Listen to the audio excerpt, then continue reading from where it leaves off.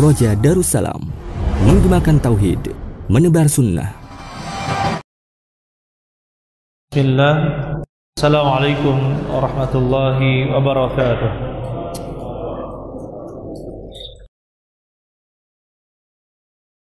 Innal hamdalillah nahmaduhu wa nasta'inuhu wa nastaghfiruh wa natubu ilayh.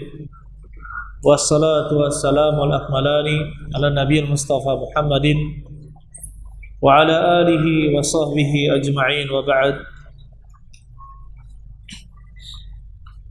Taib.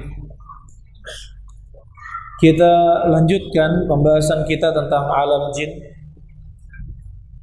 Sekarang kita bahas tentang tempat tinggal mereka. Tempat tinggal jin.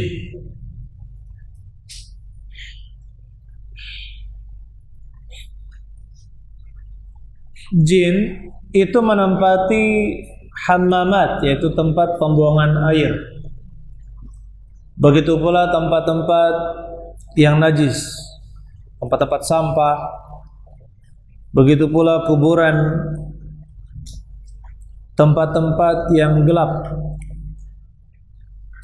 Begitu pula sebagaimana disebutkan dalam hadis Nabi SAW, kita dilarang duduk di antara sinar matahari dengan bayangan, karena itu tempatnya syaitan. Mereka senang di tempat itu. Jadi kalau misalkan ada genteng atau atap, di sini ada sinar matahari, di sini ada bayangan dari genteng, jangan di antara itu.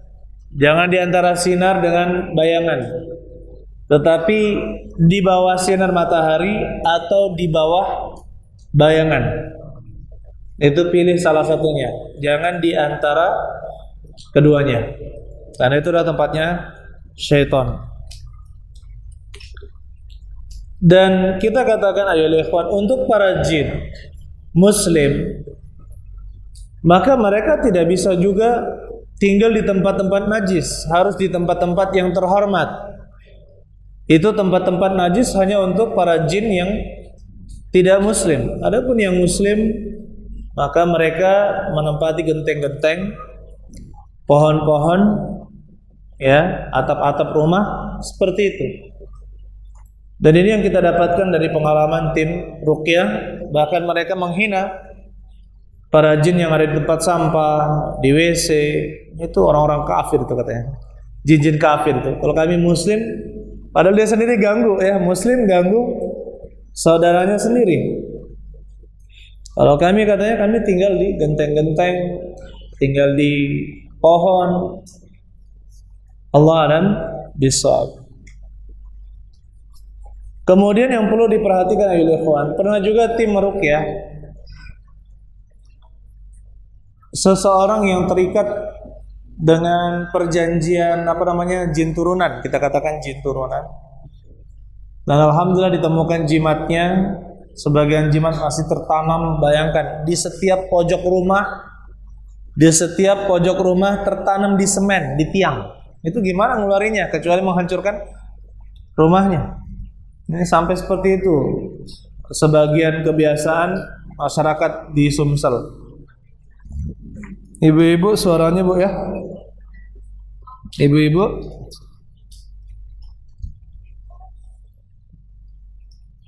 Sampai ke bawah suaranya Bu. Mantul.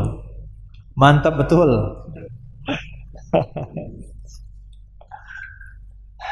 Baik. Jangan-jangan ya, ini kita perhatikan juga. Lalai di majelis ilmu, tidur di majelis ilmu. Jangan-jangan ini adalah pengaruh dari jin. Nah ini.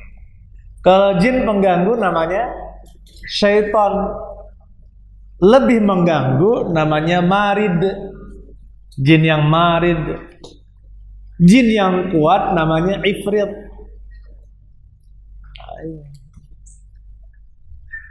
Baik.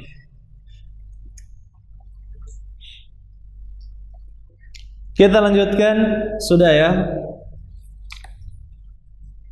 Dan Tadi sudah hewan sudah ya. Kemudian apa saja kehebatan-kehebatan atau kelebihan-kelebihan dari jin, dari manusia. Kemudian kita bahas sisi kelemahannya insyaallah. Sisi kelemahan dari jin. Yang pertama, jin itu cepat dalam bergerak dan berpindah. Sangat cepat berpindahnya. Sebagaimana di dalam surat An-Naml ayat 39 ketika berkisah tentang Nabi Sulaiman alaihi salam, qala ifritun minal jinni, berkatalah jin yang kuat, ifrit yaitu yang kuat dari bangsa jin, ana atika bihi qabla an taquma min maqamik, saya akan mendatangkan singgasana Balqis sebelum kamu berdiri dari tempat dudukmu. Wa inni alaihi laqawiyyun amin, sesungguhnya saya itu benar-benar qawi, kuat dan terpercaya. Qala alladhi 'indahu 'ilmun minal kitab, berkatalah orang yang memiliki ilmu dari Alkitab, ana atika bihi qabla an yartadda ilaika tarfuka, saya akan mendatangkannya sebelum engkau mengedipkan mata, matamu berkedip. Baik, ini siapa ini? Siapa yang berkata ini? Jin apa manusia nih? Manusia apa jin? Manusia. Nah, jin yang lebih kuat dari ifrit. Jadi memang tidak ada dalil pasti dalam tafsir ini. Jumhur mufassirin mengatakan dia adalah ahli ilmu atau pengikut Nabi Sulaiman yang paham tentang Alkitab, dan dia tahu nama Allah yang mulia yang ketika dia berdoa dengannya pasti dikabulkan, dan dia sekali berdoa langsung dikabulkan. Ini yang menafsirkannya dia adalah manusia. Tafsiran yang lain, dan ini pendapat yang banyak dipegang, dia adalah manusia yang berdoa dengan nama-nama Allah yang mulia dikabulkan. Kemudian yang kedua adalah jin yang berilmu, dan dia lebih kuat dari ifrit yang mengatakan saya mendatangkannya sebelum kamu berdiri, dia sudah datang. Ternyata yang jin yang ini yang memiliki ilmu, memiliki kehebatan lebih tinggi daripada ifrit tersebut. Allah alam bisawab. Terjadi perselisihan di kalangan ulama tafsir tentang siapakah orang ini. Tapi yang menjadi pelajaran kita, bagaimana di bangsa jin itu juga kekuatan mereka itu terbagi-bagi. Ada jin yang disebut sebagai syaitan biasa, ya kan? Jin pengganggu namanya syaitan. Kalau mengganggunya ini lebih parah, gembong, ini namanya marid. Syaitan yang marid. Kalau yang mengganggu anak-anak namanya arwah, ruh arwah. Nah, kalau yang dulu pernah melemparkan kepada Nabi SAW api ketika sholat itu namanya ifrit. Jin yang sangat kuat namanya ifrit. Itu nama jenis dari jin. Jadi jin bisa kita pahami, jin itu bermacam-macam. Begitu pula ada yang besar, ada yang kecil, ada yang kuat, ada yang tua. Dan luar biasa ya Levan kalau dari pengalaman-pengalaman tim ruqyah. Kalau di bangsa jin sampai sekarang itu masih ada kerajaan-kerajaan. Taat kepada raja, ada jenderalnya, ada komandannya, ada pemimpin ini, pemimpin itu, masih ada sampai sekarang.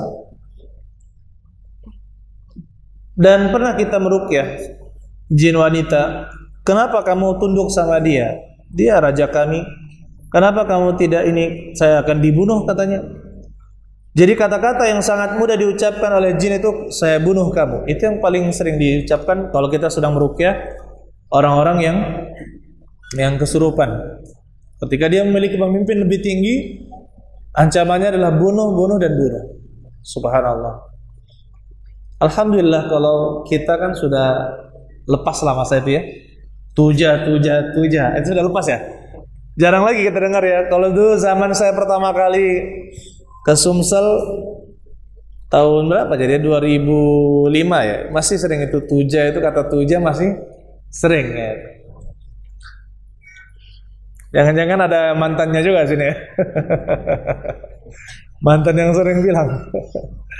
Alhamdulillah ya alal hijrah ala ni'mati al-Islam was sunnah. Jadi jin itu kemampuannya berbeda-beda dan ada yang kuat, ada yang apa namanya? Kemampuannya berbeda-beda. Dan sangat cepat. Ya, sangat cepat. Kemudian mereka itu memiliki kemampuan untuk bertumpuk-tumpuk ke langit. Jadi mereka bertumpuk ke langit sehingga mereka mencuri dengar apa yang dikatakan oleh para malaikat tentang kabar-kabar yang akan terjadi. Hanya saja mereka ketika mencuri dengar tersebut, mereka mengabarkan kepada kahin, tukang ramal. Kemudian mereka campurkan dengan berbagai macam kedustaan. Nah, di sini masalah seperti ini ayo ikhwan. Kabar dari jin itu jangan benarkan 100%, jangan salahkan 100%. Karena dia bisa jadi berkata benar. Seperti Abu Hurairah ketika ada jin yang menipu dia, karena Abu Hurairah penjaga Baitul Mal, diajarkan ayat kursi oleh jin tersebut untuk bisa dilepaskan, disogok dengan ayat kursi, diajarkan. Maka kata Nabi SAW, sadaqaka wa huwa kadzub. Dia telah jujur kepadamu sedangkan dia adalah pendusta, tukang dusta. Itu syaitan. Kalau syaitan itu tukang dusta. Syaitan itu tukang dusta. Jadi jangan kalau antum meruqyah, jangan dustakan mereka 100% dan jangan juga benarkan 100%. Pernah saya meruqyah tentara, karena kadang tentara itu sebelum dikirim ada aja diisi pegangan-pegangan ya. Ada tentara diisi pegangan-pegangan. Dia diruqyah, kemudian subhanallah. Pertama dia mengatakan, kenapa kamu ganggu dia? Ya kan, kita tanya, kenapa kamu ganggu dia? Dia sebut, saya tidak ingin dia itu taat. Yang satu. Kenapa kamu ada tubuh dia? Ternyata dari umur 7 tahun sudah ada di dalam tubuh tentara itu. Tapi sekarang dia sudah tidak tahan lagi. Kemudian dia nyebutkan, dia ini suka nonton musik, katanya. Video musik, katanya, disebutkan. Saya ingin halangi dia dari jalan yang benar. Dan dia bersaksi, jinnya bersaksi, demi Allah, manhaj salaf itulah yang paling benar. Masya Allah. Ngaku juga dia gitu kan. Kemudian terakhir kan saya kan minta pegang juga kalau takut ada apa-apa gitu. Kalau meruqyah itu kan kadang ya jangan sendirilah, takut kebablasan. Apalagi kalau kita ini pendekar ya, bisa jadi kita nonjok orang gitu. Jadi mendingan mereka dia dipegang daripada kita terbawa emosi mungkin sehingga orangnya yang kita tonjok luka juga. Jadi waktu itu dia sudah diruqyah ganti-gantian. Ketika saya sudah lemah suara saya minta ganti. Coba kamu ruqyah, selesai. Kemudian dia ingin curhat, macam-macam pula ini. Dia ingin curhat. Yang lain keluar katanya. Sopan sudah ngomongnya, mulai sopan. Yang lain keluar. Benar ya, kita berdua saja. Kita berdua saja, iya. Tapi kaki saya sudah pasang kuda-kuda nih. Kalau dia nerjang saya kan saya pasang kuda-kuda. Iya, kenapa? Dia itu apa? Tidak boleh kita benarkan 100%, tidak boleh kita ingkari 100%. Akhirnya dia curhat, saya ini bentuk saya anjing. Bentuk saya anjing. Masya Allah. Sesuai pengabaran Nabi SAW, mereka itu banyak berupa ular dan anjing. Atau bentuknya saja seperti itu. Nah, ini anjing, kata saya, ini anjing, bentuk saya anjing. saya begini, saya ini sangat sayang sekali sama anak ini. Dari kecil, dari SD, 7 tahun, umur 7 tahun dia, saya sangat sayang. Sedih sekali, nangis dia. Mungkin kenapa murid-murid saya disuruh keluar, dia takut dia mau nangis kayaknya. Jadi dia menangis, setelah itu nangis, curhat dia seperti ini, ya. Akhirnya sudah, kalau kamu ingin kebaikan untuk dia, kalau sayang, bukan seperti ini, saya bilang, kamu keluarlah. Akhirnya dia keluar baik-baik. Dan setelah itu saya tanya kepada tentara ini tadi katanya jin, bapak ini masih suka musik. Iya Ustaz, ini memang gini, setelah saya pindah ke Batu Raja, saya futur katanya. Saya futur. Nah ini hati-hati. Dan sisi kelemahan manusia adalah ketika mereka bermaksiat. Ketika mereka bermaksiat, justru jin malah lebih kuat mengganggunya. Baik, kita lanjutkan ya. Ini diantara kelebihan dari jin, ilmuhum bil i'mar wa tasni'. Mereka itu memiliki ilmu membangun dan teknologi, membuat sesuatu.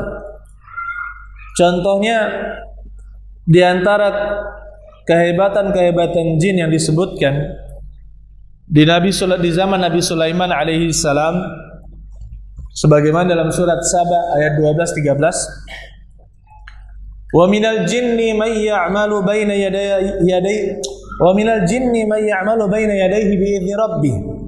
Dan di antara jin ada yang beramal, bekerja di hadapannya, di hadapan Nabi Sulaiman, bi idzni rabbih, sesuai dengan izin Rabbnya. Wa may yazig minhum an amrina, barang siapa yang menyimpang dari perintah kami, nudziqhu min adzabis sa'ir, kami akan timpakan dia azab yang membara, yang panas. Ya'maluna lahu ma yasha, jin-jin itu bekerja untuknya apapun yang diinginkan olehnya, itu Nabi Sulaiman. Mim maharib, dari membuat maharib, maksudnya bangunan-bangunan tinggi, gedung-gedung tinggi, istana-istana, wa tamathil, dan juga patung-patung. Ya, disebutkan oleh ahli tafsir, patung-patung yang terbuat dari tanah, dari kaca, dari nuhas, ya dari logam-logam, itu dibuat oleh jin. Ya. Wajifanin kal jawab, dan juga tempat-tempat makan, wadah-wadah makanan, kal jawab, seperti kolam yang besar. Coba di zaman dahulu tidak bisa orang buat piring seperti itu, mangkok gitu, tapi besar sekali seperti itu, tidak mungkin diangkat manusia. Itu dibuat oleh jin. Wa kudurir rasiyat, begitu pula kudur, ini alat masak atau tungku, ya, panci seperti itu, tapi terbuat dari apa namanya? Panci tanah itu, tembikar seperti itu ya, tapi besar dan dia kokoh. Nah itu tidak bisa dibuat oleh, zaman dahulu tidak bisa dibuat oleh manusia. Ya, jadi Allah alam bisawab. Oleh karena itu sebagian ulama menyebutkan bisa saja seperti mereka telah mengenal lebih dahulu yang namanya radio, sehingga dikenal yang namanya telepati, ya kan? Atau misalkan video call, mungkin ya teknologi jin lebih dahulu daripada manusia, sehingga kita dapatkan berita-berita para dukun bisa melihat di mana? Di bola kristal ya, bola kaca, bola kristal, atau di air seperti itu bisa melihat penampakan. Allah alam bisawab. Ini adalah bagian-bagian dari teknologi jin. Bahkan seperti kita dapatkan dari sejarah, ada hal yang mustahil dilakukan manusia di zaman dahulu, seperti pemotongan batu yang begitu besar, ya kan? Pemotongan batu yang begitu besar sampai para ahli menyebutkan ini tidak mungkin dipotong kecuali pakai laser katanya. Nah, kalau kita katakan itu jin, jin sudah menguasai teknologi sebelumnya. Allah alam bisawab. Kemudian di antara kemampuan jin adalah saya ringkas saja, sudah mulai malam, belum kita jawab soal juga. Mereka itu mampu berubah wujud. Berubah wujud menjadi sosok yang kita kenal. Bisa berubah wujud. Dan juga bisa berubah wujud di dalam mimpi. Dan wujud yang tidak bisa ditirunya adalah ditiru oleh mereka adalah wujudnya Nabi Sallallahu Alaihi Wasallam. Taib. Jadi mereka bisa di dalam mimpi berubah wujud, di dunia nyata pun mereka bisa berubah wujud menjadi orang-orang tertentu. Tetapi yang kita dapatkan ayyuhal ikhwan dari pengalaman tim ruqyah juga, jadi dunia jin itu dia bisa menampakkan ke satu orang, tapi yang lainnya tidak bisa melihat. Bisa seperti itu. Ya. Dan ini untuk bisa berubah wujud masuk ke dalam, bisa dilihat oleh satu orang, yang lain tidak. Ini butuh kekuatan. Butuh kekuatan.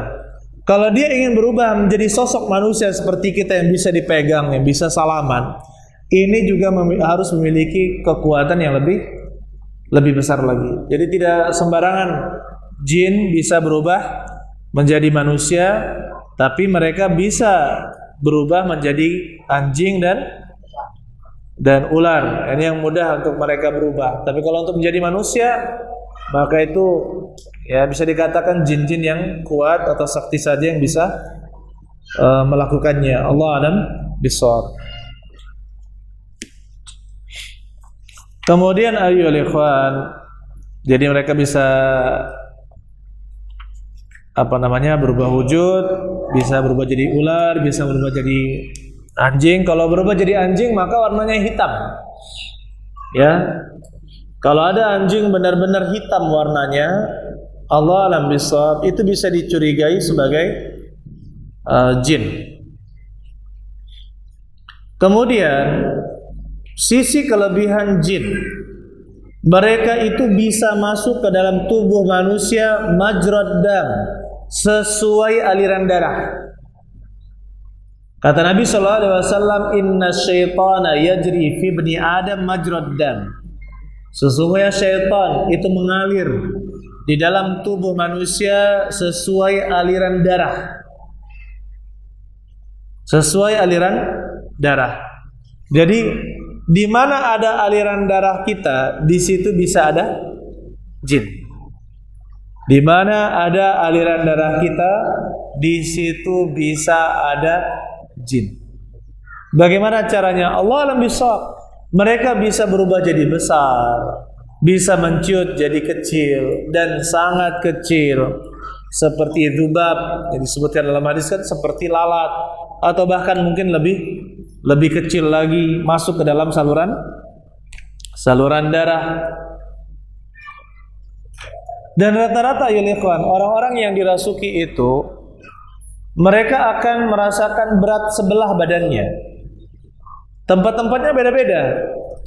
Yang jelas semuanya ada di saluran darah. Entah di bawah ketiak, atau di belakang pundak, atau di leher, di belakang sini, di kepala, bahkan ada yang di mata, ada yang di ginjal, ada yang di jantung, berbagai macam tempatnya. Oleh karena itu kalau kita ingin meruqyah full, ya, atau kita bahasakan screening, kita screen semuanya, mulai dari anggota ujung-ujungnya. Kalau kita ruqyah dari ujung-ujungnya, dari ujung kaki, ujung tangan. Kemudian ketika itu fokuskan ke bagian ginjal, karena ginjal itu tempat ada kotoran, saluran kotoran dan juga apa? Darah. Kan di situ penyaringan darah. Tempat ginjalnya. Kemudian naikkan lagi kemana? Ke jantung atau ke dada. Begitu pula ke belakang. Di belakang di punggung-punggung ini banyak saluran darah.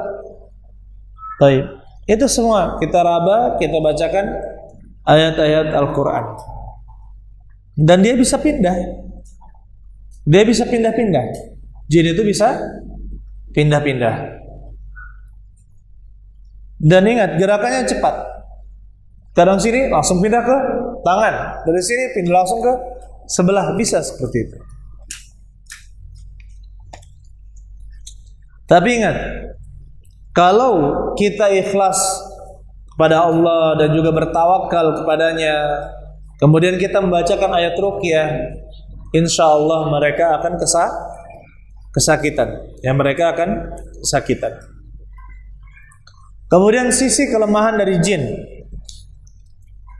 Yang pertama, mereka itu,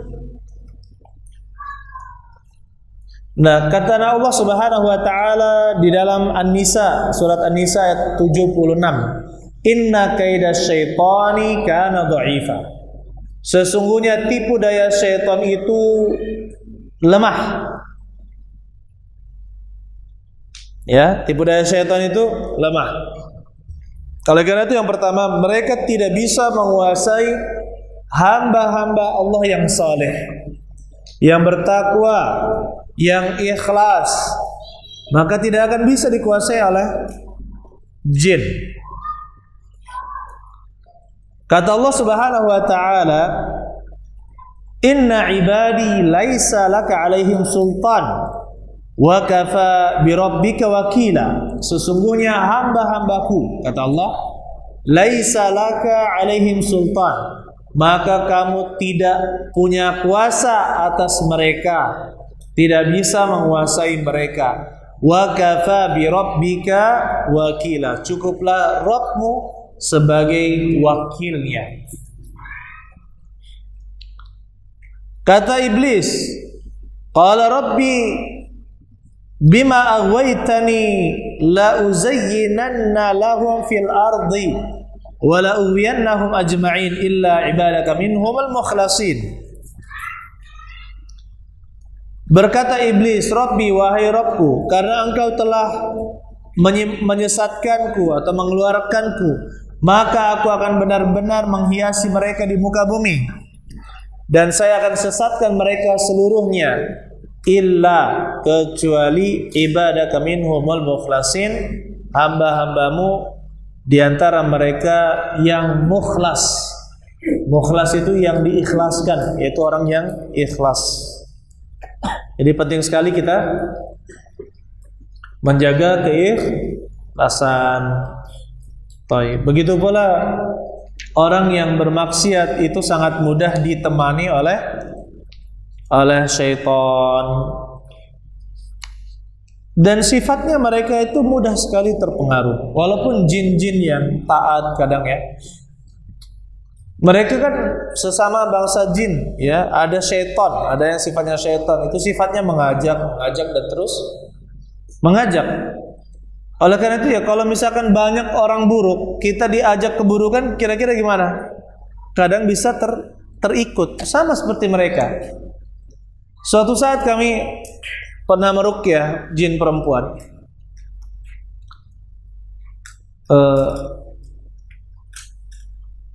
Dia ngakunya namanya Firanda. Ngakunya namanya Firanda. Astagfirullah. Tahu dia sama Ustaz Firanda, tahu. Oh, terkenal itu Ustaznya, tahu dia. Jadi dia katanya keluar dari agama Islam menuju agama lain. Baru dibilangi sama kawan-kawannya, ya fulan, ya fulana, kamu itu wajah kamu jadi hitam, katanya. Ya, kamu itu wajah kamu jadi hitam, katanya. Dia kan karena cewek, nggak maulah saya, karena wajah saya jadi hitam, ya saya kembali ke agama Islam, katanya, biar wajah saya putih lagi, gitu.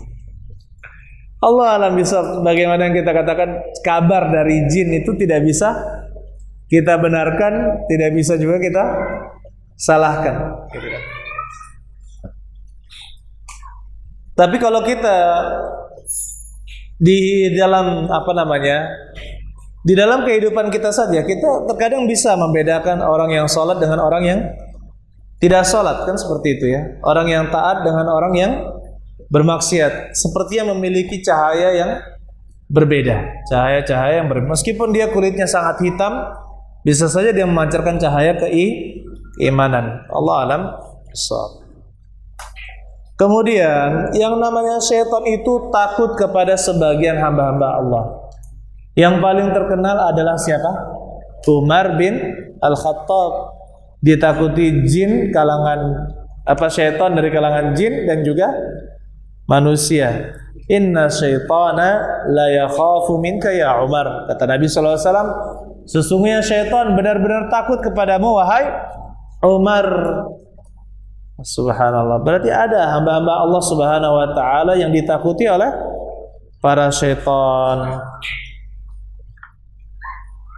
Kemudian sisi kelemahan syaitan, mereka ditundukkan kepada Nabi Sulaiman alaihi salam. Ini sudah kita bahas sedikit tadi. Kemudian di antara kelemahan mereka, mereka tidak mampu mendatangkan mukjizat. Menyaingi mukjizat Allah, mereka tidak akan mampu. Ini sisi kelemahan mereka. Kemudian yang kelima, mereka tidak akan mungkin bisa berubah wujud menjadi wujudnya Rasulullah sallallahu alaihi wasallam, sebagaimana kata Nabi sallallahu alaihi wasallam, man ra'ani fil manami faqad ra'ani fa inna syaitana la yatamatsalu bi. Barang siapa yang melihatku di dalam mimpi, maka dia sungguh telah melihatku. Fa inna syaitan, sungguhnya syaitan tidak bisa menyerupai diriku. Tapi ciri-cirinya harus benar. Jangan sampai baca selawat, baca zikir tertentu, ternyata saya pernah membaca salah satu buku bantahan terhadap tasawuf. Jadi ada seorang syekh, dikutip dalam buku tersebut, ada seorang syekh sebelum dia hijrah mengenal sunnah, dia ketika ingin bertemu dengan Nabi SAW baca zikir-zikir tertentu, selawat-selawat tertentu, akhirnya bertemu. Tetapi yang beliau lihat itu, setelah dia baca, dia bertemu dengan Nabi yang perawakannya tinggi, kulitnya putih kemerahan. Putih kemerahan. Ternyata setelah dia tahu bahwa apa yang dilakukan itu salah, akhirnya dia bertobat dan dia minta kepada Allah, ya Allah pertemukanlah saya dengan Nabi Sallallahu Alaihi Wasallam. Akhirnya bertemu dengan yang berbeda. Dan yang kedua ini setelah dia bertobat dan berhijrah, dia lihat sosok yaitu Nabi Sallallahu Alaihi Wasallam dalam mimpi seperti di dalam buku-buku hadis. Ya, putihnya tidak kemerahan tapi putih yang tidak mati. Kemudian perawakan beliau itu tidak terlalu tinggi dan tidak terlalu rendah sebagaimana di buku-buku hadis. Maka seperti itu, ini hasil dari taubatnya dan dipertemukan di dalam mimpi. Kemudian sisi kelemahan jin yang selanjutnya, mereka tidak bisa sampai ke batas tertentu di langit. Mereka bisa bertumpuk-tumpuk, tapi mereka tidak bisa menempuh suatu batas di langit. Allah alam bisawab sampai apa itu. Kemudian yang ketujuh, mereka tidak bisa membuka pintu. Begitu pula sesuatu yang ditutup dengan nama Allah Subhanahu wa taala. Ya.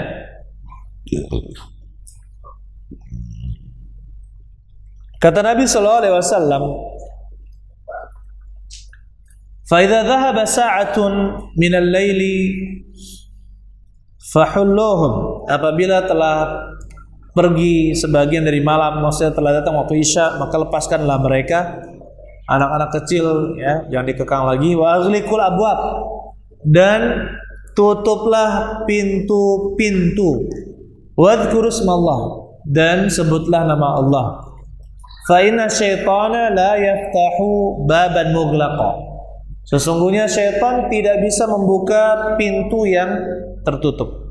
Ini kelemahan syaitan. Sedangkan kita bisa, anak kecil aja bisa buka. Syaitan tidak bisa. Mereka bisa mengangkat beribu-ribu, berjuta-juta jin mungkin bisa mengangkat barang, tapi apa? Tidak bisa membuka pintu. Nah, di sini sering terkadang karena mereka tidak bisa buka pintu, bisa ngetok pintu tidak? Bisa. Dorong-dorong pintu? Bisa. Sering dikerjai.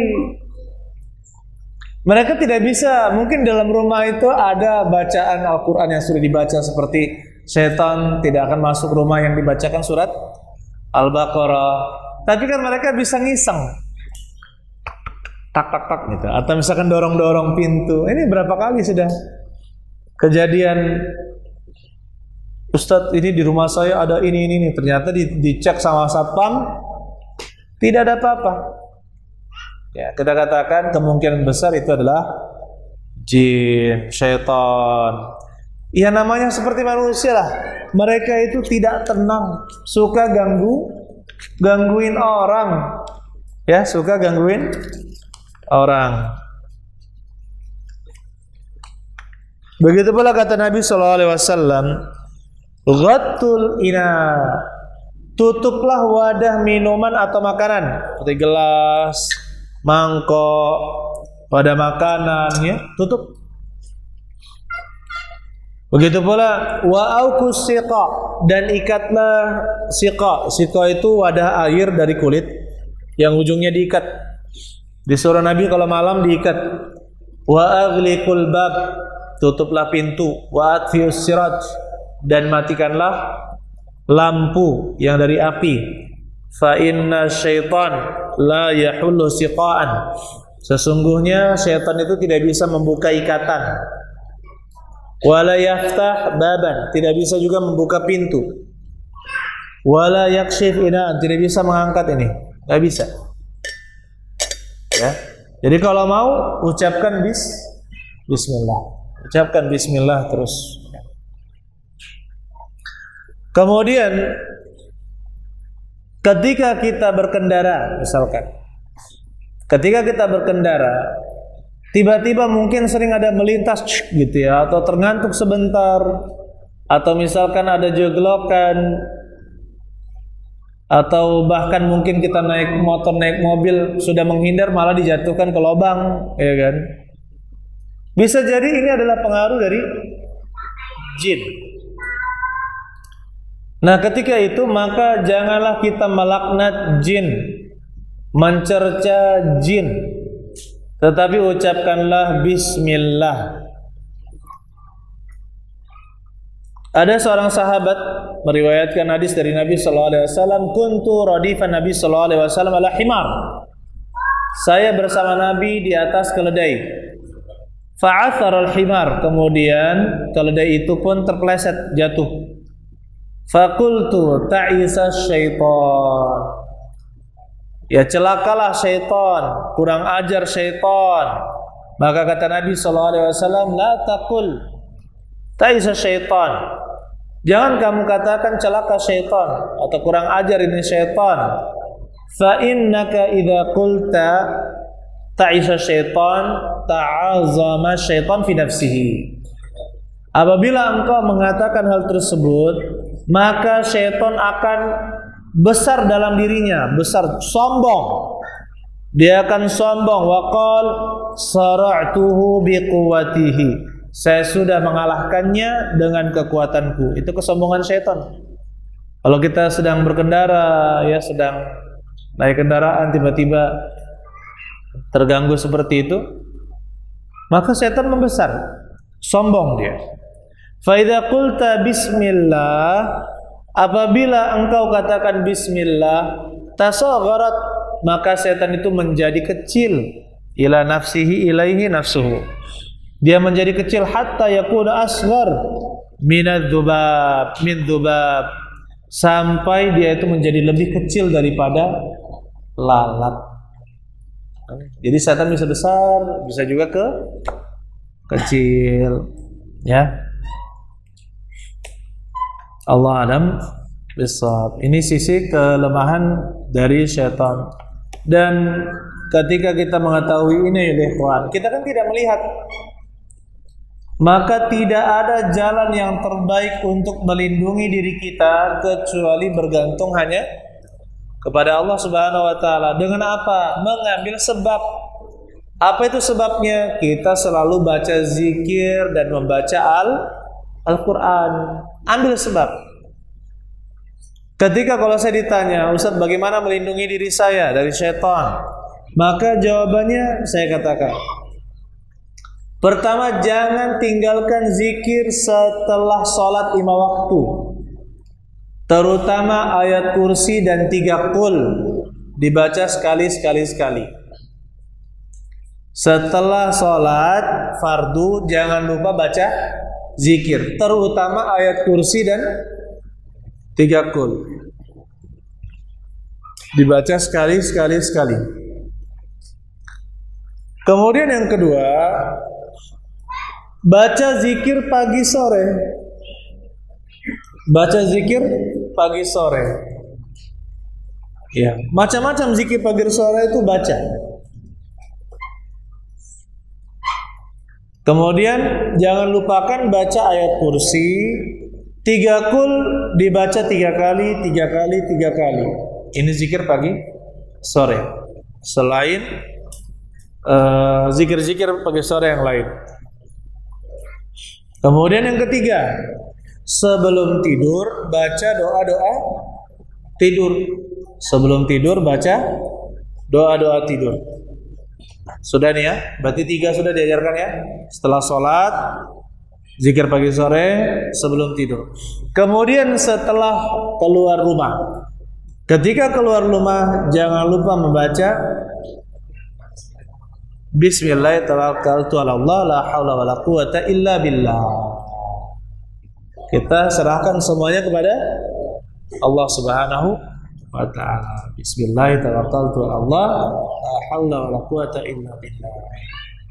Kalau misalnya ketika sore, maka a'udzu bikalimatillahi tammat min syarri ma khalaq dan seterusnya. Tapi yang jelas saya sebutkan 4 hal ini utamakan, jangan pernah lepas dari keempat hal ini. Zikir setelah sholat, zikir pagi petang, zikir sebelum tidur, dan zikir ketika keluar dari rumah. Mudah-mudahan insyaallah ini Allah Subhanahu wa taala menjaga dengan sebab-sebab yang kita lakukan.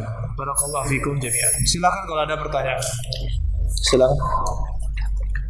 Assalamualaikum.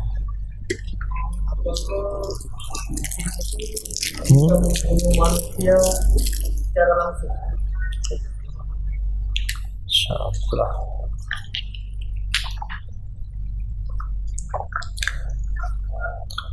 Apakah jin itu bisa membunuh manusia secara langsung? Allah a'lam bishawab. Kita pernah mendengarkan kabar bahwasanya ada seorang terbunuh di dalam mimpinya. Begitu pula kita mendapatkan kabar dukun juga bisa membuat muntah atau bahkan membunuh. Toib. Jadi kita katakan ayat ikhwan, ya, jin juga bisa membunuh seseorang. Jin bisa membunuh seseorang. Tapi rata-rata mereka itu berkumpul dan berkerumun, ya, sehingga bisa membunuh. Kemudian ada kita dapatkan juga orang ditimpa musibah dengan jin keturunan. Alhamdulillah anaknya adalah anak yang saleh insyaallah. Tetapi ketika diruqyah, jin tersebut mengaku bahwa dia tidak bisa membunuh secara langsung. Jadi menggunakan orang lain, dipersenjatai orang lain dengan kaca misalkan, atau dengan paku, atau dengan pisau untuk membunuh ya anak yang soleh ini. Kenapa? Allah masih lindungi dia. Allah a'lam bishawab. Jadi pengaruh dari dukun, pengaruh dari sihir, itu nyata. Itu benar-benar nyata. Jadi bukan hanya khayal, bukan hanya khayalan, tidak. Tapi itu nyata. Oleh karena itu kita berusaha sekuat mungkin untuk apa? Untuk selalu berzikir. Kemudian kemampuan jin itu berbeda-beda. Ada yang bisa melakukan hal yang keras terhadap manusia, ada yang tidak. Ya, contohnya misalkan dia merasuki manusia, dia tidak bisa langsung membunuhnya, tapi kan dia bisa mengajak ke tempat yang tinggi, kemudian dia jatuh, ya kan? Bisa seperti itu, atau membenturkan diri ke dinding, seperti itu. Jika dia lemah, Allah alam bisawab. Ada lagi, silakan.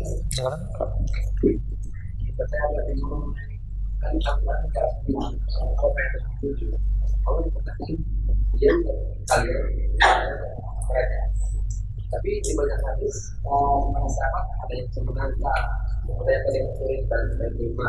Ya. Kemudian ketika mereka orang indigo itu nanti mereka bisa lihat sebagian.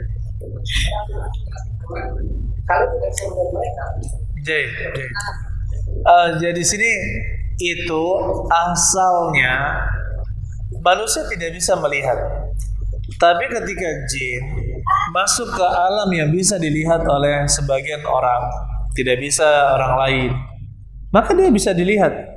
Seperti Nabi SAW bisa melihat para jin, para nabi, ya kan?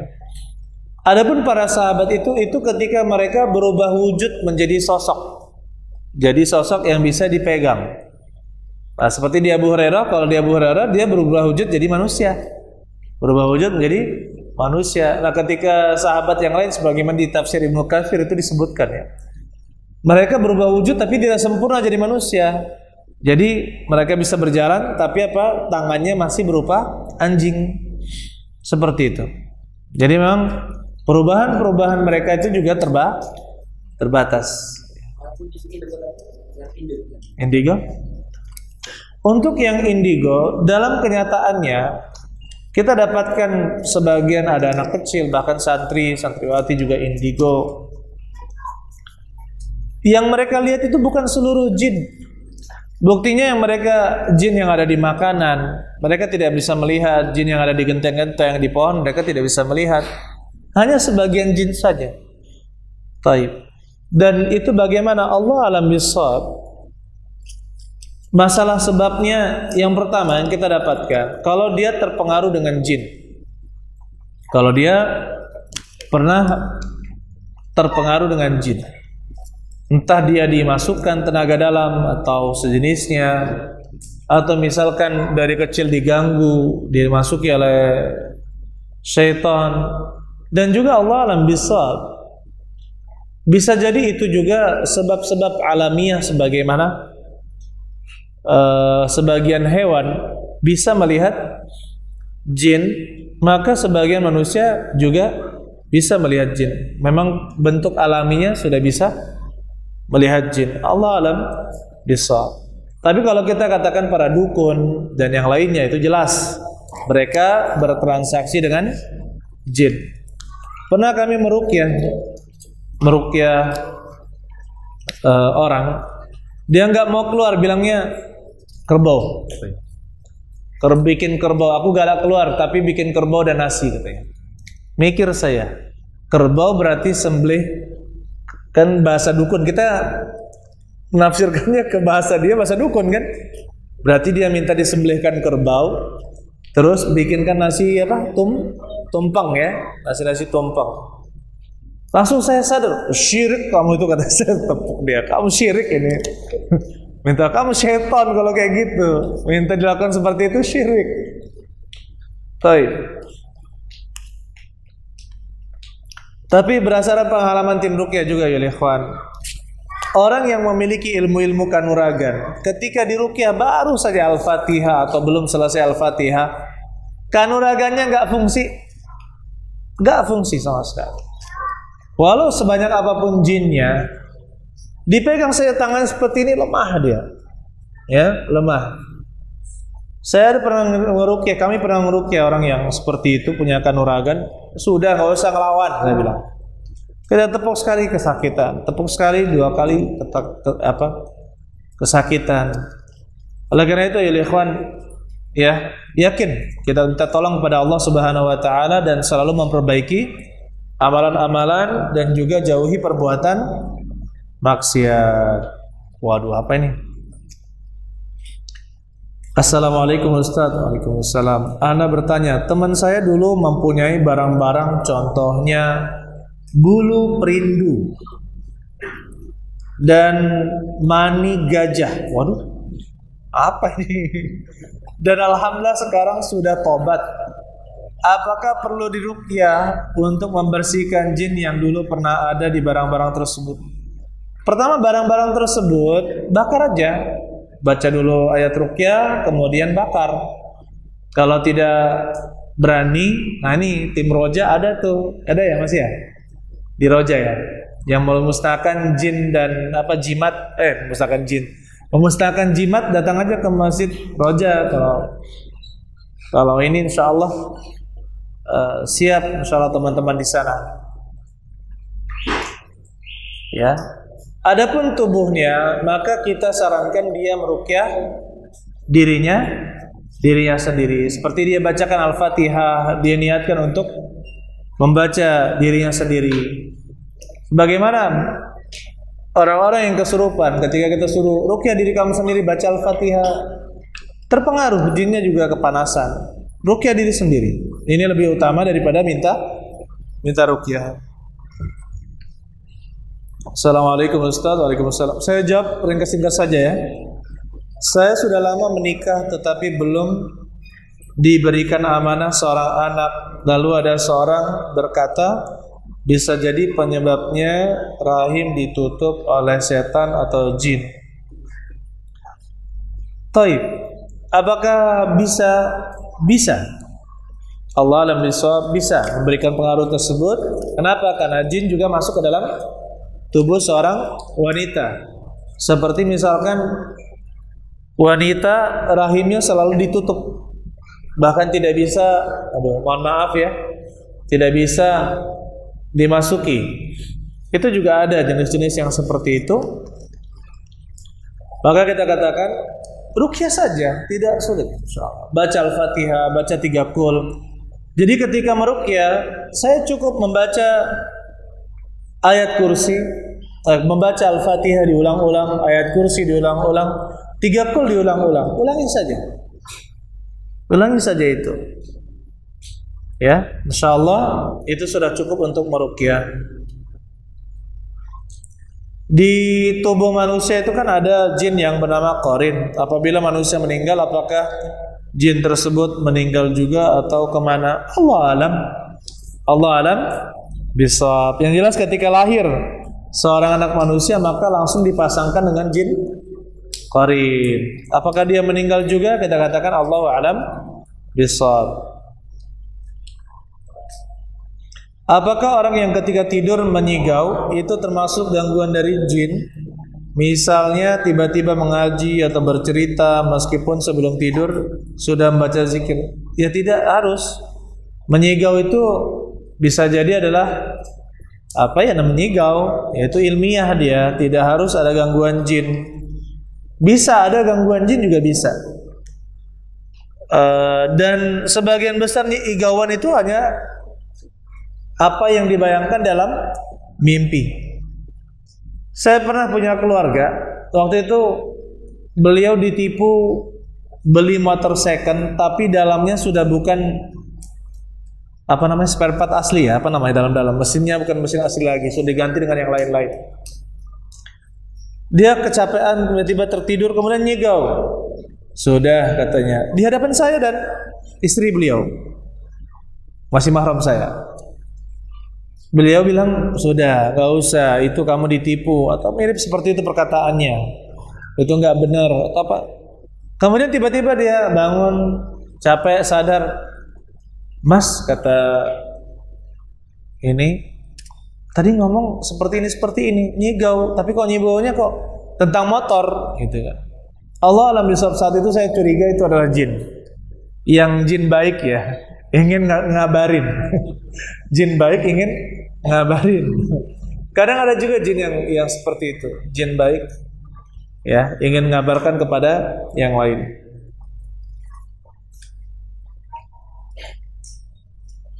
Di rumah saya, di rumah orang tua saya ada jimat yang digantung. Apa yang harus saya lakukan? Ya, bagaimana caranya? Izin terlebih dahulu atau apa gitu ya?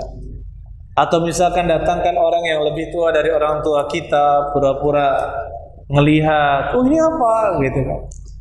Oh itu gini. Orang yang lebih tua dari orang tua kita akan menasihati.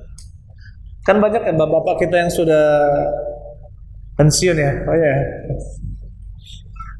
yang sudah tua, ya. Itu lebih didengar. Ketika menegur yang lebih muda, bapak kita yang lebih muda darinya, itu insya Allah lebih didengar. Atau sepantaran. Kalau misalkan kita berani, maka omongkanlah dengan baik-baik. Omongkanlah dengan baik-baik. Insya Allah mudah-mudahan bisa menghilangkan jimat-jimat tersebut. Dan kita pernah meruqyah. Ternyata alat-alat musik walaupun sudah usang, buang dan bakar. Patung-patung, gambar, ada foto-foto lama, bakar saja. Apalagi berupa patung. Foto saja itu juga bisa menjadi sarangnya jin. Allah alam bissawab. Saya rasa cukup materi kita pada malam hari ini. Kalau bicara masalah alam jin masih panjang. Tapi cukuplah malam hari ini. Ya, jin menemani kita. Ilmu jin menemani kita malam hari ini. Dan yang paling terpenting, adab-adab yang diajarkan Nabi SAW itu kita amalkan. Kita amalkan. Dan kita mohon perlindungan hanya kepada Allah Subhanahu wa taala. Barakallahu fikum jami'an. Subhanakallah wa bihamdik asyhadu an la ilaha illa anta astaghfiruka wa atubu ilaik. Assalamualaikum warahmatullahi wabarakatuh.